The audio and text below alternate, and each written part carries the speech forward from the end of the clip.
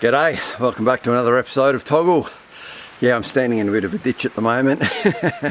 So, we've managed to get some of the roof done last week, then we've had a hell of a lot of rain. It was even raining this morning, so it's cleared up just a little bit. We are expecting more rain on and off all day, so I'm just going to see what I can get done down here. So the other side, that was done, and I'll show you that footage, just a little bit I took on my phone in just a second. And then once that's done, what I'll show you is what I'm going to be doing on this side. So what I'm going to do to get started is I'm going to run two battens across. They're called girts. I'll run them across horizontally. Then I've got some tubular steel that I'm going to brace up against it and bolt on. What that's going to do is give me an edge that's flush with the concrete, which is where the side wall tin will go. And then I can slide my first piece of tin up to that, get everything squared off of that, and then start to run down. And hopefully if I do that, as well as running a string line up along that top edge there all the way down the 15 meters, I can keep the tin really straight. We had a few little mishaps when we were doing the other side. It was our very first time, and a couple of started to get a bit skew whiff and whatnot, but it'll be fine. It's all going to work. I'll get on with this side now and we'll see how we go.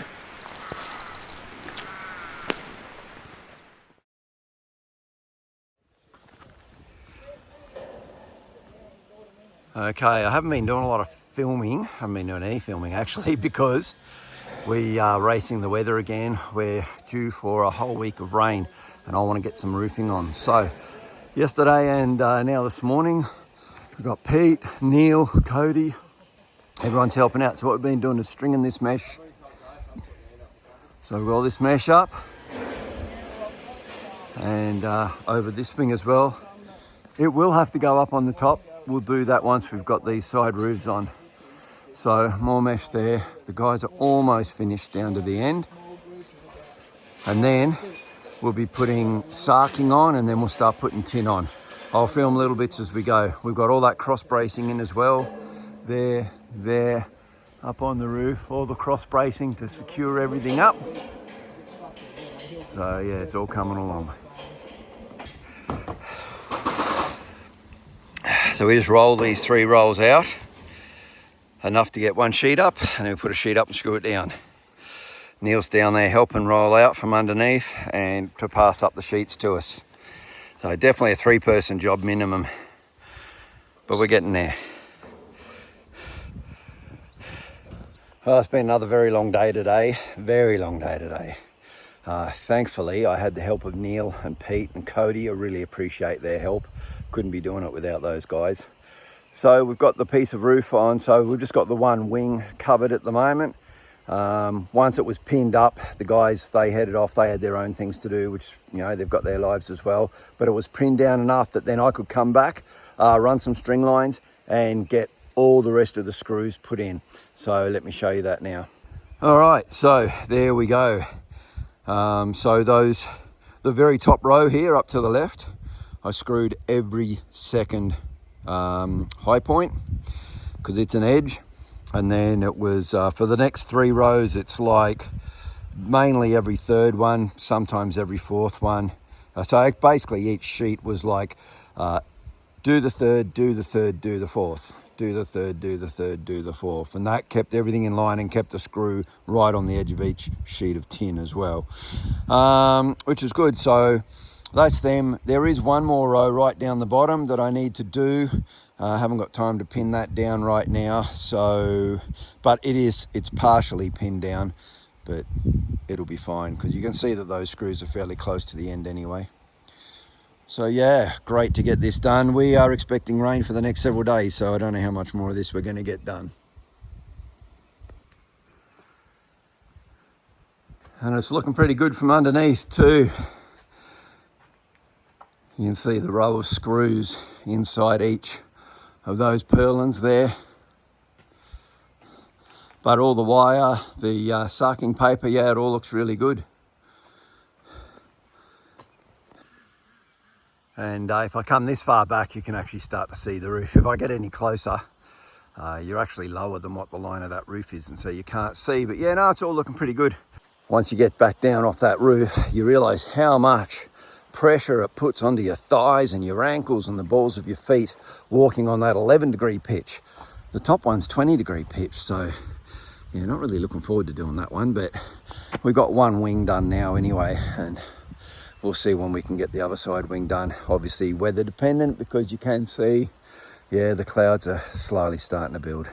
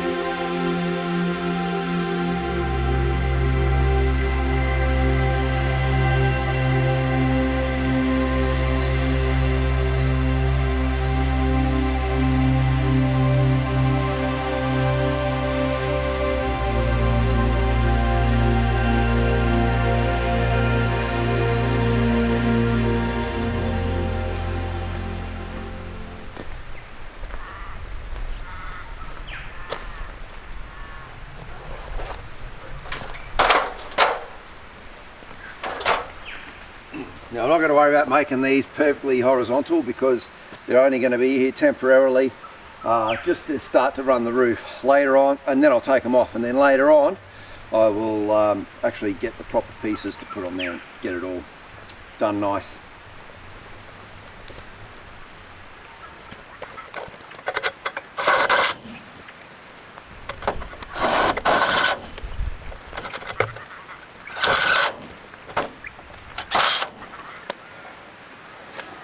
Bugger, can't use those. They're my 50s. I've got to put my 75s on. So once I put them up, I thought these are looking too short. So from the edge of the post out to the edge of the concrete is 75mm. I do have 75mm battens.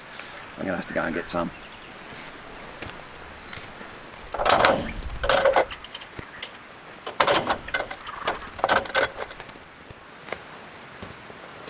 Okay, 75s are on. That looks a whole lot better.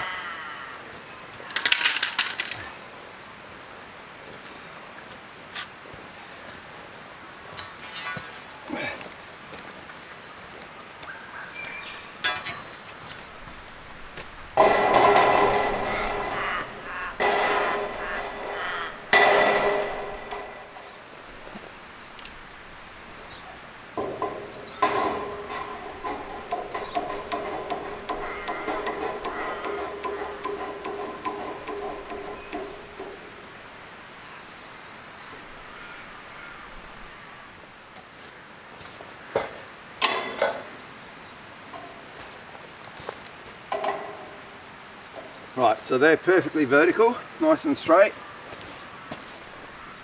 And what that means now is that I know that that's where that sheet of tin's going to come up. I know that that is level, between those two will be level with the edge of the concrete. Put the tin up to that, the tin's cut square, move it up to the right height, and everything should flow in the right direction then. But like I said, I'm also going to run a string line up the top there to bring the tin up to the edge of, just to be sure, all the way along. Now before I do that though, I need to get the blue paper up. So I'm going to get that up. Last time what we did was we rolled the 3 rolls out at once, put the tin on, rolled it a bit more, put the tin on like that. Other people, what they will do, I've seen, is that they'll actually cut the bits of paper to the right length to run this direction, and they'll lay a piece down, put a tin on it, lay another piece down, put a tin on it. Now I don't know whether it's the right or the wrong way, but I much prefer to run my 3 lengths all the way across this way, because I can overlap them, working from the bottom up, so that the water can't go back up in. You know, I know when there's an overlap going sideways, technically it shouldn't go in, but it could still go at an angle all the way across. I don't know. I just think the better way, the same as shingles and that is done, that if I run it this way and have a good overlap, there's no chance of any water, because there will be some condensation probably underneath the tin, and then that condensation runs down. I've seen it happen on other, roofs that I've built up in the wood mill, the timber mill, up on our deck, up the front. You see that condensation builds up underneath, it starts dripping down. So I'm going to get that paper all laid out, taped on, nice and securely, I'm hoping that I will get that paper on and get the tin onto it today without any wind picking up. So, because if the wind picks up and the paper's still on and the tin's not on, that might cause some issues. We'll just see how we go. We can only try.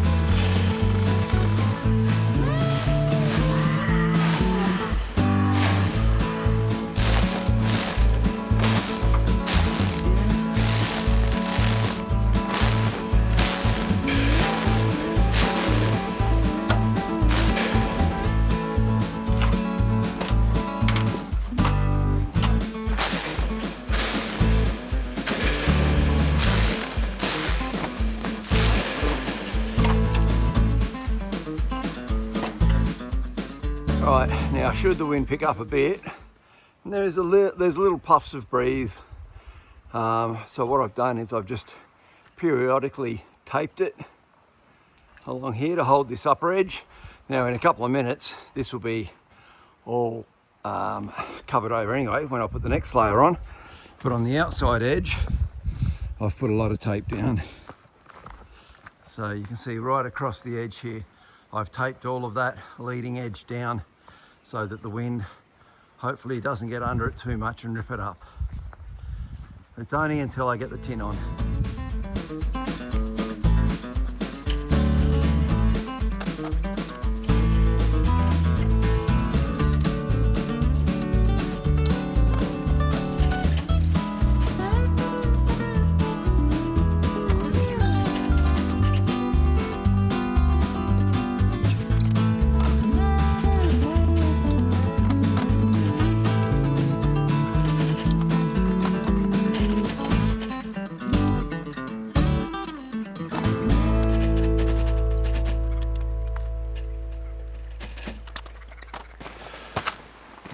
Okay, all 3 layers done. Now, again, as I said earlier, there's a few little gusts, just very light puffs of wind coming through. I got most of it taped down. There's been a little bit of rain. Now, a little bit of light misty rain, even some slightly heavier rain is going to be okay, as long as we don't get too much wind. So now what I've got to do is on this end, I've got to do the same as what I did up the other end, and then I'll get that string line run and then we'll get the first piece of tin on.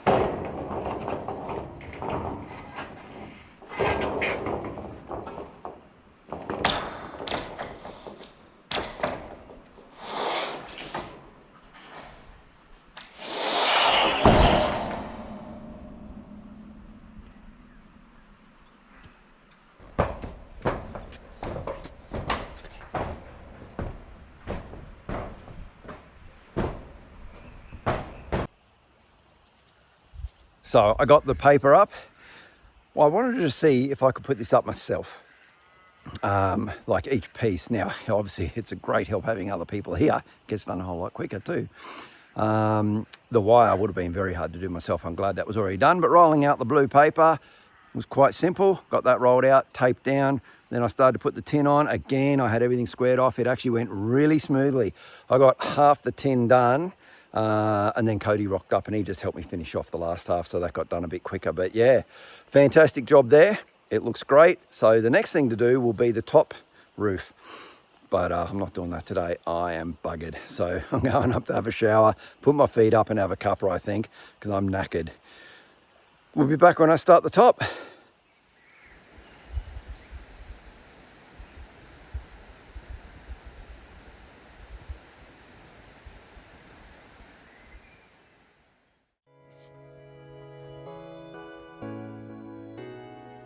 So one advantage of the wetter weather is that I was able to burn off some of these piles that were left over from when the logging happened. This area here we're going to turn into a paddock, into a pasture, and this is just all like the tree tops, all the scraggly bits that were no good. The one thing they are good for though is making a great bonfire. We took all the right precautions, everything stayed under control.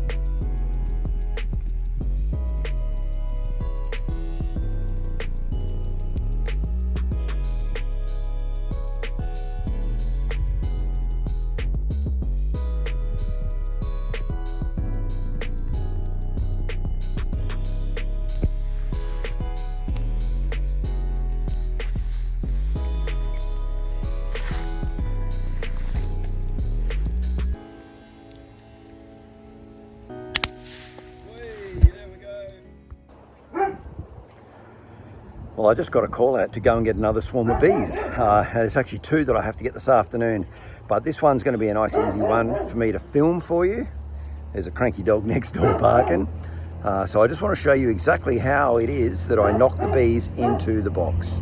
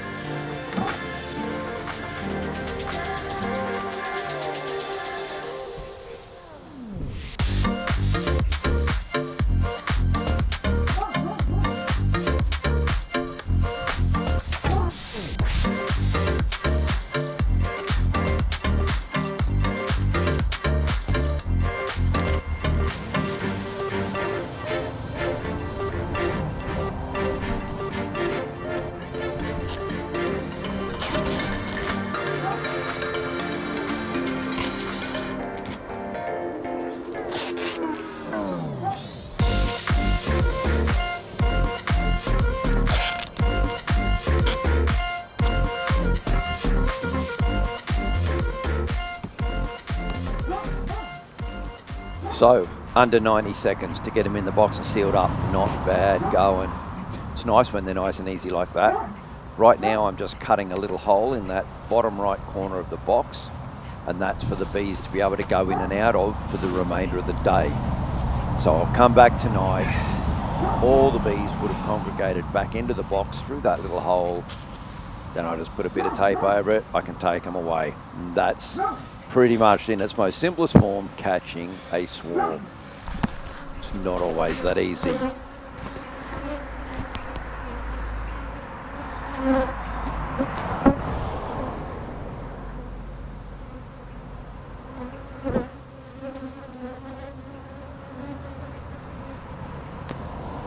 So now what I'm waiting to see as the bees settle back down is that little hole in the bottom of the box.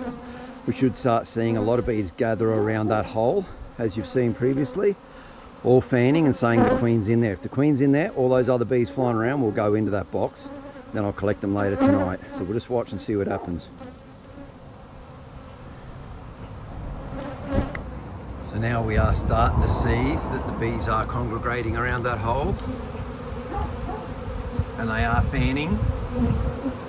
So that's a good sign. It's a very good sign. Normally the queen's right in the middle of the swarm, so she drops in. It's very, very rare you do that and you don't get the queen.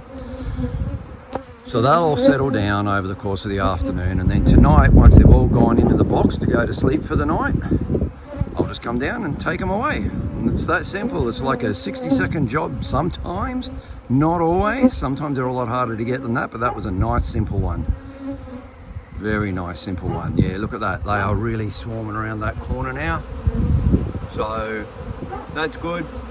100%, we got the queen in there. I'll come back and pick this one up tonight. Okay, well, I'm here to collect the second one, and would you believe this is the fourth group of bees, the fourth swarm I've collected from this place in about 2 weeks. It's just like a magnet, the bees. Now, this one's a little bit more of a challenge because it's so low to the ground. So these guys are right in there, really low to the ground. That's going to be a challenge. I'll have to have a good think about this one. Okay, so here's my idea. This is what I think I'm going to do. If I fold that down and then I've taped the two tabs there, I've taped them in a way that when I push on that, that tape will come off. I should be able to scoop this right in underneath, like a bit of a funnel, get the bees right here, tilt it up a bit and then knock them in, and that way I've got it as close to the ground as possible. Normally the box would go in under, but I don't have that much height to get in under the bush, so I'm gonna have to do it this way, scoop it in. So we'll see how we go. So I started off by just trying to clear away some of the little branches, just snapping little branches that I might get caught up on that weren't physically touching the bees. Just needed that bit of space around to get that box in underneath them.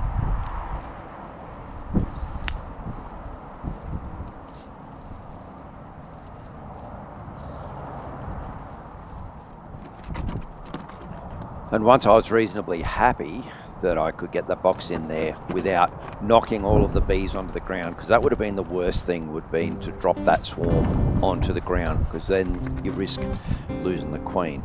So once I was ready, I then started to push the box in. Now as I had to keep moving other branches out to the side. I only wanted the one branch that all the bees were on to be inside the box. Everything else was pushed left and right. And as I did that, I used my knee and pushed the box in underneath them.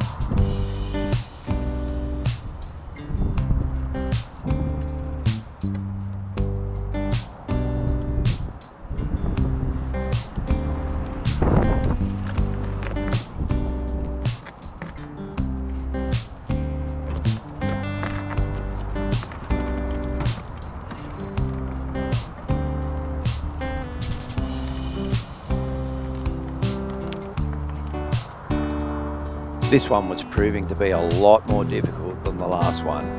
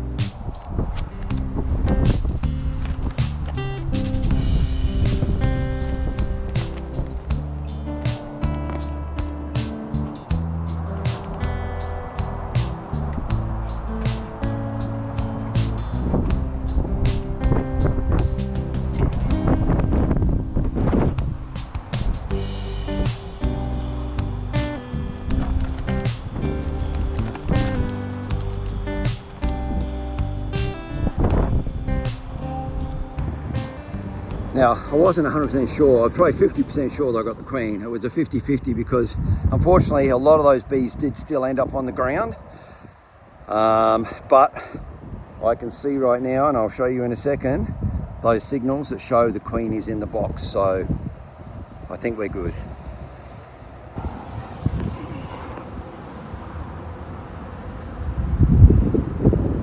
You can see it with a bum in the air, fan in the wings.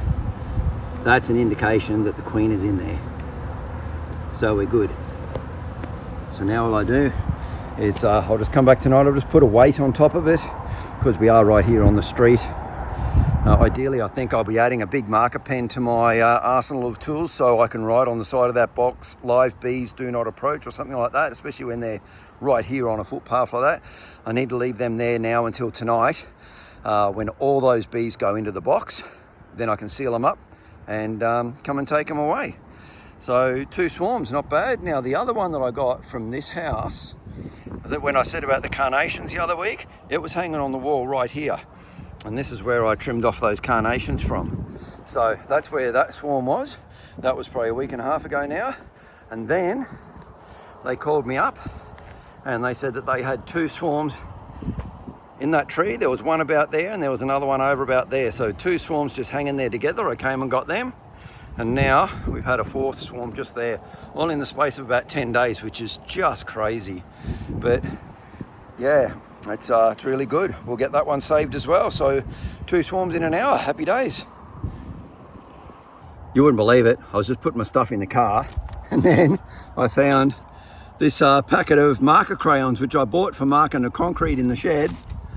Red crayon, perfect, couldn't get any better. Red means danger, so I've just marked the box. Check this out.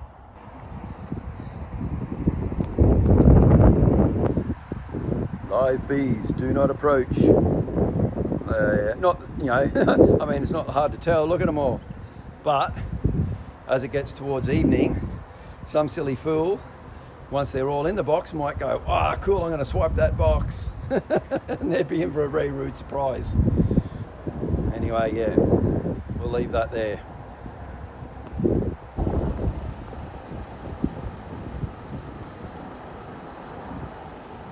I can see them gathering on the box and all slowly moving down the box down towards that hole. So yeah, definitely got the queen in there. It's fantastic. Come back tonight and I'll pick them up. Well, thanks very much for watching. That's all we got time for. As you can see, we haven't made any further progress. You can hear that weather and you can see it. It's shocking, it's windy, it's cold, rainy. Oh God, we just need our summer weather to come so I can really crack on with this.